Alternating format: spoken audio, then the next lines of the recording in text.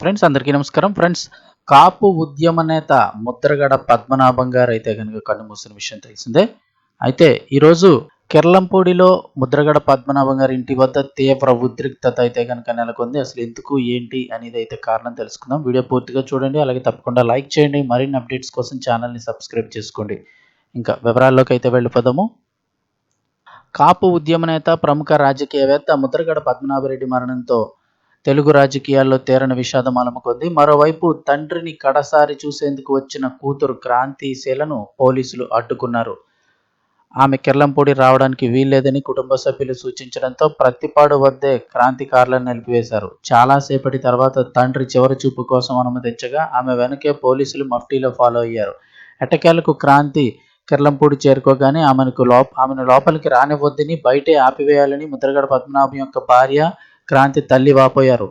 దీంతో ముద్రగడ అనుచరులు, అభిమానులు క్రాంతిని అడ్డుకున్నారు. తాను చనిపోయాక చివరి చూపుకు కూడా కూతురు క్రాంతిని రావనివ్వొద్దని గతంలో ముద్రగడ పద్మనాభం సంచలన వ్యాఖ్యలు చేశారు. ఈ క్రమంలోనే ఆయన కోరిక మేరకు క్రాంతిని వెనక్కి పంపించేయాలని పెద్ద ఎత్తున నినాదాలు చేశారు. ఆమెదంతా కొంగజపం అంటూ విమర్శలు చేశారు. పోలీసుల భద్రత నడుమ తండ్రి కడసారి చూపు కోసం అతి కష్టంగా ఇంటి వద్దకు చేరుకోగా 2 నిమిషాలైనా తండ్రిని చూడనివ్వకపోవడంతో నాన్న నాన్న అంటూ కన్నీటి పర్యంతమయ్యారు క్రాంతి. కనీసం ముద్రగడ భౌతికకాయాన్ని ఉంచిన ఫ్రేజర్ బాక్స్ను కూడా టచ్ చేయనివ్వకపోవడంతో ఆమె బాధ వర్ణనాతీతంగా మారింది. దీంతో కెర్లంపూడిలో ఉద్రిక్త పరిస్థితి ఏర్పడింది. పరిస్థితి అదుపు తప్పుతూ ఉండడంతో పోలీసులే మళ్లీ ఆమెను వెనక్కి తీసుకువెళ్లిపోయారు. తండ్రికి వ్యతిరేకంగా జనసేన పార్టీలో చేరి పవన్ కళ్యాణ్కు క్రాంతి మద్దతు ఇవ్వడంతో తండ్రి కూతుళ్ల బంధానికి బేటలొచ్చాయి.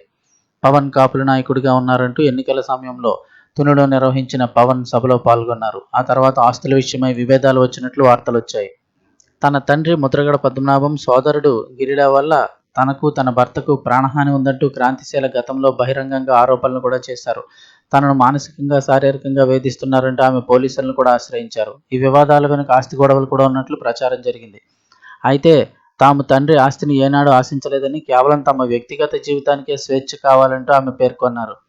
ఈ ఆరోపణలపై ముద్రగడ పద్మనాభం తీవ్రంగా కలత చెందారు. తన బిడ్డను తానేం అనలేదని, కొందరు రాజకీయ ప్రత్యర్థులు తనను దెబ్బతీయడానికి తన కూతురిని వాడుకుంటున్నారని ఆయన ఆవేదన వ్యక్తం చేశారు. తన కూతురు చేసిన ఆరోపణల వల్ల నొచ్చుకున్న ఆయన తాను చనిపోయినా కూతురు రావడానికి వీల్లేదంటూ సంచలన వ్యాఖ్యలు చేశారు. ఇప్పుడు ఆయన కోరిక మేరకే కూతుర్ని కడసారి తనివితీరా చూసుకునేందుకు తల్లి అంగీకరించడం లేదు. ఈ విషయమై అక్కడ ఆ ప్రాంతంలో అయితే కనుక తీవ్ర ఉద్రిక్తత అయితే నెలకొంది.